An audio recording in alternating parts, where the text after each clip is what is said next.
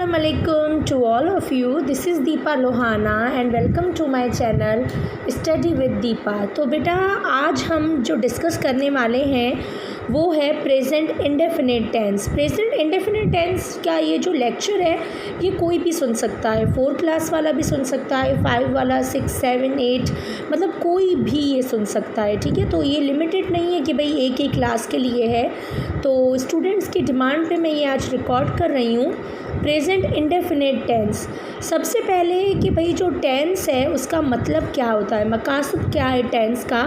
Tense मतलब जो time के बारे में आपको बताए, मतलब जो जिसमें आपको पता चले कि भाई वक्त जो आपने काम किया है वो आपने पहले किया है, अभी किया है या अब करेंगे, ये सब आप टेंस में पढ़ेंगे। ठीक है बेटा, तो प्रेजेंट इंडेफिनिट टेंस का यूज़, फर्स्ट यूज़ ये है कि used in regular habit routine fact. मतलब जो प्रेजेंट इंडेफिनिट टेंस है वो आप जो रेगुलर हैबिट्स हैं, मतलब जो आपकी रोज़ की आदतें हैं, जैसे आप रोज़ाना सुबह को जल्दी उठते हैं तो I wake up early in the morning, मतलब आप आज भी जल्दी उठते हैं, कल भी जल्दी, फिर परसों भी जल्दी, मतलब ये आपकी रेगुलर हैबिट है कि भाई आप रोज़ाना जल्दी उठेंगे। उसके बाद रूटीन, जो काम आप डेली करते हो, जैसे अभी ऑनलाइन क्लासेस चल रही हैं तो हर कोई जो है ना ऑनलाइन क्लासेस लेता है, तो भाई ये आपका रूटीन है कि रोज़ आपको उठकर ऑनलाइन क्लास लेनी है, तो आप कहेंगे I take online class daily. मतलब जो रूटीन आप डेली बेस पे, फैक्ट जो हकीकत है, भाई अल्लाह जो है वो सबका पैदा करने वाला है, तो हम कहेंगे Allah is the creator of the universe. तो प्रेजेंट इंडेफिनिट टेंस का फर्स्ट यूज़ ही ये है कि जो आप रोज़ आदतें हों आपकी, आपका जो रूटीन हो, और जो भी बेटा फैक्ट है, जो हकीकत है, जो कोई भी, मतलब जैसे अब हम कहते हैं कि भाई the sun rises from the east, जो सूरज है वो ईस्ट से निकलता है। ठीक है, तो भले मतलब कुछ भी हो जाए सूरज की, तो ये हकीकत यही रहेगी। तो इसी तरह तो इसमें हम जो टेंस बात करने में यूज़ करेंगे वो प्रेजेंट इंडेफिनिट होगा।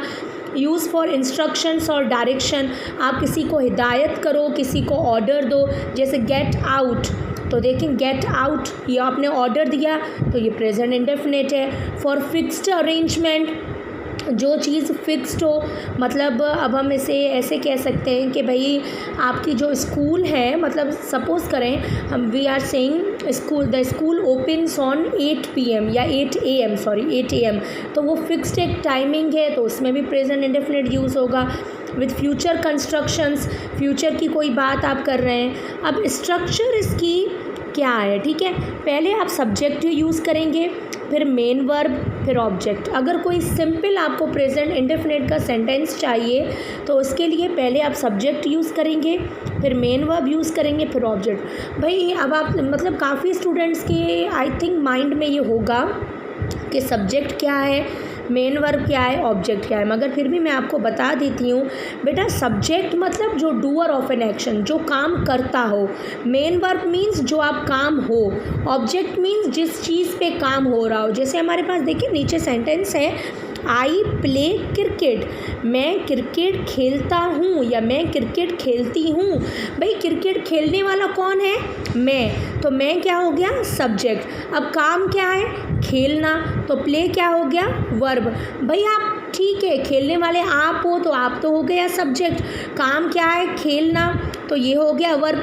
मगर आप कौन सी चीज़ खेल रहे हो, क्या खेल रहे हो, तो ये आपका ऑब्जेक्ट हो जाएगा क्रिकेट। तो जब भी प्रेजेंट इंडेफिनिट का आप पॉजिटिव सेंटेंस बनाओगे तो सब्जेक्ट वर्ब ऑब्जेक्ट, कौन सा वर्ब, मेन वर्ब होगा। ठीक है बेटा, इसी तरीके से जो है ना आपका बनेगा।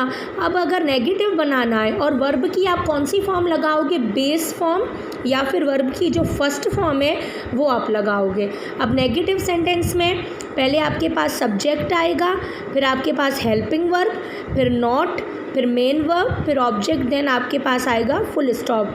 अब सब्जेक्ट सपोज करें आई है, अब आई के साथ क्या लगेगा भाई, डू लगेगा, तो डू नॉट प्ले क्रिकेट। अच्छा सब्जेक्ट आपको पता होना चाहिए, I, we, you, he, she, it, they, कोई भी नेम, तो ये सब्जेक्ट ही हैं। ठीक है, अब जो प्रेजेंट इंडेफिनिट टेंस के हेल्पिंग वर्ब हैं वो डू एंड डज हैं। तो जब आई, वी, यू, दे होगा तब आपका डू लगेगा, ही शी इट होगा तब आपका डज लगेगा। ही शी इट के साथ डज क्यों लगता है?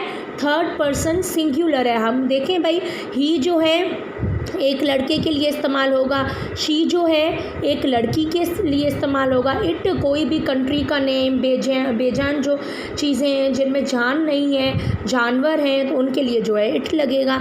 अब ये हो गया पॉजिटिव, नेगेटिव। अब हमारे पास है क्वेश्चन सेंटेंसेस, मतलब जो इंट्रोगेटिव होते हैं, जो इंटेरोगेट करें, जो बेटा सवाल पूछें। तो इसमें आपके पास पहले ऑक्सिलरी वर्ब आ जाएगा, डू या डज, फिर सब्जेक्ट आएगा, फिर मेन वर्ब, फिर ऑब्जेक्ट, और उसके बाद बेटा क्वेश्चन मार्क। तो डू यू प्ले क्रिकेट। तो इसी तरह ये आपका। अब हम नेक्स्ट दूसरी चीज़ों पे आते हैं। अब स्पेलिंग टिप, भाई आपको ये तो पता होना चाहिए कि भाई आई के साथ डू है, वी के साथ, ये मैं यहाँ पर लिख लेती हूँ, आई के साथ डू, वी के साथ डू, यू के साथ डू, ही के साथ डस, शी के साथ डस, इट के साथ डस, दे के साथ डू। ठीक है। अब आपको ये पता होना चाहिए कि भाई जो आपका ही है, शी है और इट है, ही शी इट के साथ बेटा जो आपका वर्ब है ना, उसके आगे आएगा मतलब एस या फिर ई एस आएगा। ठीक है। एस या ई एस तब आएगा जब ही शी इट होगा। जैसे ही plays cricket, she goes to Karachi. अब एस ई एस या फिर जो लगता है उसके अलग अलग मतलब कंडीशंस हैं। अगर आपके पास रेगुलर वर्ब होगा ना, तो आप अगर ही शी इट होगा तो आपके वर्ब के आगे बेटा क्या आ जाएगा? एस आ जाएगा। अगर आपका रेगुलर वर्ब है, जैसे रेगुलर वर्ब क्या है? जिसकी सेकंड और थर्ड फॉर्म बेटा सेम हो, वो रेगुलर वर्ब है। जैसे ट्रैवल का ट्रैवल्ड, ट्रैवल्ड। ठीक है। ओपन का ओपनड, ओपनड। इसी तरीके से क्लीन का क्लीनड, क्लीनड। तो जिसका सेकंड थर्ड फॉर्म सेम हो वो बेटा रेगुलर वर्ब है। और रेगुलर वर्ब के आगे हमेशा एस लगेगा जब आपका ही शी इट हो। जैसे ही प्लेज क्रिकेट, PLAYS क्रिकेट हो जाएगा, क्योंकि प्ले क्या है? रेगुलर वर्ब है। और जो वर्ब एस में ख़त्म होते हैं या फिर बेटा एस में ख़त्म होते हैं या CH में ख़त्म होते हैं, SH में ख़त्म होते हैं, X में ख़त्म होते हैं, O में ख़त्म होते हैं, तो उसके आगे ES लगेगा। ठीक है बेटा, आ गया समझ?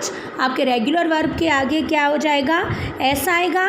और वो वर्ब जो S, SS, CH मतलब जो फर्स्ट फॉर्म जिनकी हो, इनमें ख़त्म हो तो ES लगेगा। अब थर्ड कंडीशन इसकी, जो वर्ब वाई में ख़त्म होते हैं तो जब उनके आगे हम लगाएंगे तो IES लगेगा। जैसे देखें स्टडी है, वाई पे ख़त्म हो रहा है, वाई कॉन्सोनेंट है, तो आपका क्या आ गया? स्टडीज़ आ गया, भाई IES लग गया। ही स्टडीज़ इंग्लिश, तो आप इसकी स्पेलिंग आपकी ऐसे बन जाएगी। 3 कंडीशंस हैं। ही शी इट के आगे आप वर्ब के आगे एस लगाते हो, ES लगाते हो, जो भी एस उसके आगे ही लगेगा जब रेगुलर वर्ब होगा जिसकी सेकंड और थर्ड फॉर्म सेम हो। बाकी जो इन लेटर्स पे ख़त्म हो रहे हैं तो वहाँ पर ES लगेगा। जो वाई पे ख़त्म होगा वर्ब उसके आगे IES लगेगा। ये फर्स्ट फॉर्म प्रेजेंट इंडेफिनिट के लिए कंडीशन है। ठीक है बेटा। उसके बाद है हमारे पास, एक मिनट मैं थोड़ा जूम कर लूँ। अब हमारे पास है टाइम एक्सप्रेशन। वेट। अब हमारे पास है बेटा टाइम एक्सप्रेशन। ठीक है। टाइम एक्सप्रेशन में कह रहा है made of one word placed between subject and object, verb in positive sentence and question. In question, एक minute, in question in negative between auxiliary verb and main verb. भाई time expression present indefinite में जो आप time लगाते हो, अगर one word time है ना, अगर कोई भी वन वर्ड टाइम है, जैसे नाउ हो गया, आफ्टर हो गया, बिफोर हो गया, तो वो सब्जेक्ट और वर्ब के बीच में आएगा जब आपका पॉजिटिव सेंटेंस है।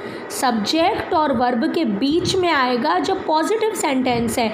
जैसे हम कह रहे हैं कि भाई, इसका हम यहाँ पर लिख लेते हैं, हम कह रहे हैं I usually go to school. ठीक है। अब हमने क्या बोला भाई? पॉजिटिव सेंटेंस जो आपका है जो आपका पॉजिटिव सेंटेंस है और क्वेश्चन जो आपके हैं, मतलब इंट्रोगेटिव में और पॉजिटिव में आप टाइम जो लगाते हो वो सब्जेक्ट और मेन वर्ब के बीच में देखें आप लगा रहे हैं, समझ जाएं। सब्जेक्ट और मेन वर्ब के बीच में आपका जो है ना बेटा वो टाइम लगेगा।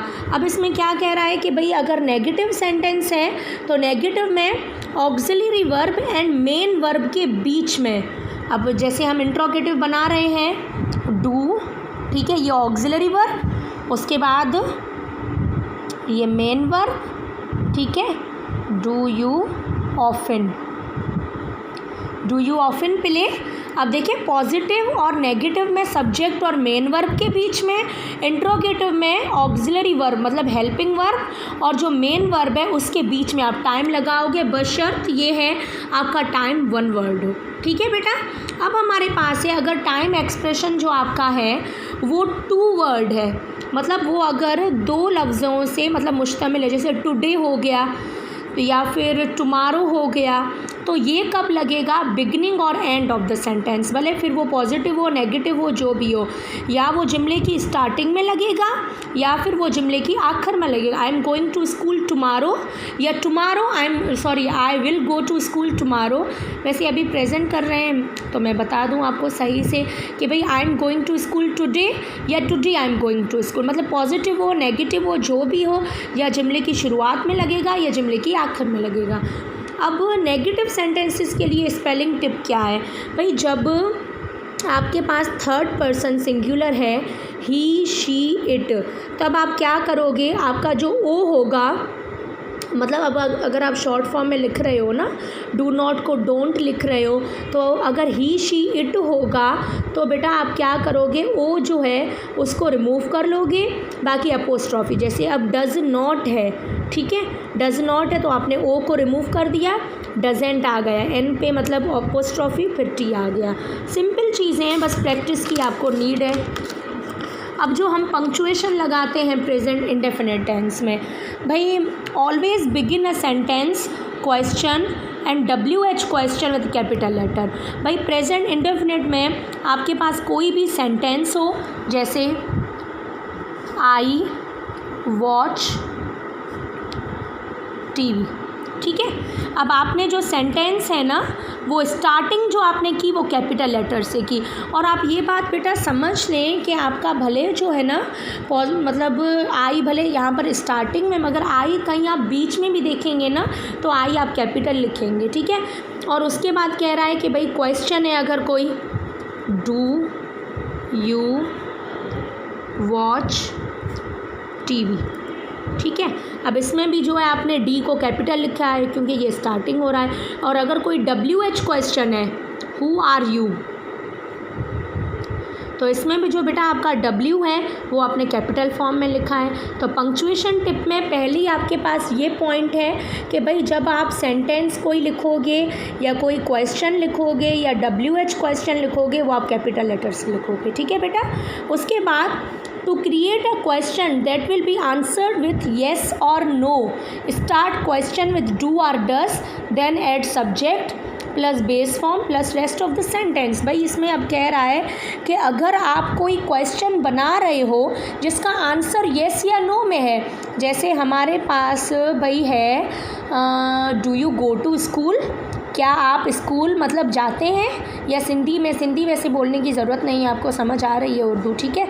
तो do you go to school, अब इसका आंसर आपसे कोई पूछ रहा है कि भाई क्या आप स्कूल जाते हैं, ठीक है, तो आप भाई कहेंगे कि या येस कहेंगे, अगर जा रहे होंगे तो आप कहेंगे येस वरना नो कहेंगे।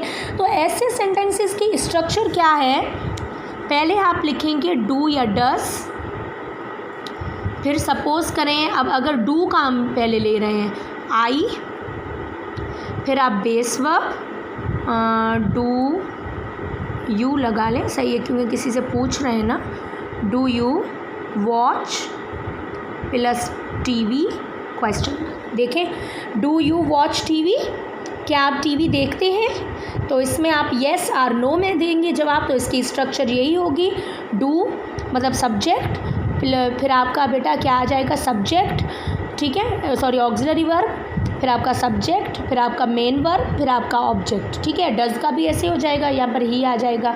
ठीक है, अब आ जाएं नेक्स्ट पॉइंट पे। जो WH क्वेश्चन है, जो मतलब WH वर्ड से स्टार्ट होते हैं, तो आप डू, उसके आप क्या करेंगे? ये तो आपने हो गया येस और नो। जो WH से, तो पहले आप WH वर्ड हु लगा लें, फिर डू या डज, वो सब्जेक्ट पे डिपेंड करेगा। अगर सब्जेक्ट अगर आई वी यू दे होगा तो आप डू लगाओगे, अगर ही शी इट होगा तो आप डज लगाओगे। तो पहले आप लगा लें यहाँ पर, पहले यहाँ पर विच हम ले लेते हैं, विच। ठीक है, उसके बाद आप बेटा क्या लगाएंगे? डू या डज, फिर सब्जेक्ट, फिर आपका बेस फॉर्म आ जाएगा, then rest of the sentence. ठीक है, विच